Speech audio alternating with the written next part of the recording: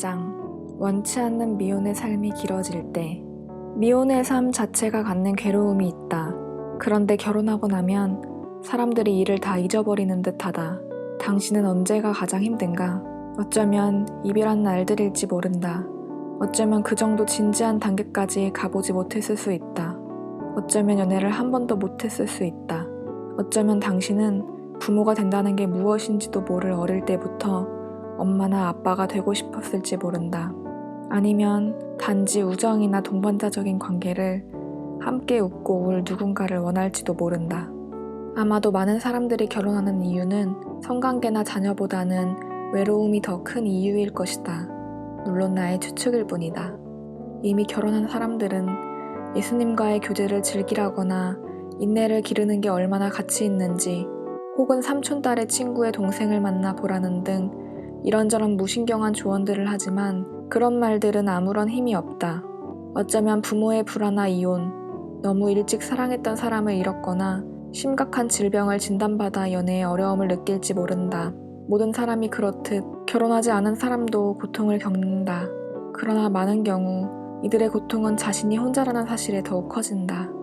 우리가 하나님의 말씀, 특히 그분의 약속을 온전히 의지할 때 하나님의 무한한 가치와 능력은 고통받는 백성에게 끊임없는 위로와 보살핌을 제공할 것이다. 하나님의 약속을 온전히 의지하려면 그분의 약속들을 알아야 한다. 여기 당신이 마주하는 모든 고통, 실망, 두려움에 대한 하나님의 10가지 약속이 있다. 약속 1. 예수님을 아는 것은 당신이 이 땅에서 얻거나 잃을 모든 것을 뛰어넘는다. 약속 2. 모든 시험은 당신의 믿음과 기쁨이 진실함을 증명할 것이다. 약속 3. 당신의 모든 고통은 당신이 고통 가운데 있는 다른 사람을 돌보도록 준비시킨다. 약속 4. 마침내 고난은 상처가 아닌 소망과 기쁨을 당신에게 가져다 줄 것이다. 약속 5. 이 세상 그 어떤 고난도 예수님이 당신에게 주신 것을 빼앗을 수 없다. 약속 6. 예수님은 지친 자들을 돌보는 일에 결코 지치지 않으신다. 약속 7.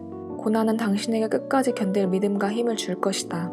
약속 8. 하나님은 당신의 필요를 매일 채우시기 위해 그분의 무한한 불을 쏟아 부으실 것이다. 약속 9. 당신의 고통은 조금도 무의미하지 않으며 당신에게 영광을 가져다 줄 것이다. 약속 10. 당신의 모든 고난은 언젠가 반드시 끝난다. 마지막 눈물 한 방울까지. 하나님은 고통 속에 있는 우리를 위로하기 위해, 그리고 무지하고 둔감한 우리를 일깨워 고통 속에 있는 다른 이들을 돌아보게 하기 위해 한 책을 쓰셨다. 우리가 어떤 상황에서든 하나님의 말씀을 우리를 위한 것으로 듣는다면 그때 우리는 이 세상의 창조주, 즉 우리 몸의 모든 부분을 설계하시고 우리의 고통을 포함해 우리 삶의 모든 이야기를 만드신 그분께 말씀을 듣는 것이다. 우리가 하나님을 신뢰하고 그분의 소망의 말씀을 받아들인다면 우리가 어떤 문제를 직면하고 어떤 고난을 당하든지 하나님이 우리에게 선한 것을 약속하실 것이다. 하나님은 당신이 얻거나 경험할 수 있는 것 중 최고이자 가장 만족스러운 존재이시다. 따라서 충만한 삶은 궁극적으로 이 땅에서의 성공이나 관계나 성취가 아니라 믿음을 통해 하나님을 가까이 하는 것에 달렸다. 삶이 가져다주는 무수한 고통과 실망에 상관없이 기쁨과 만족을 누리는 비결은 무엇일까? 바로 자신의 기쁨과 만족을 결혼을 포함하는 이 땅의 무엇이 아닌 오직 그리스도께 집중하고 고정하는 것이다.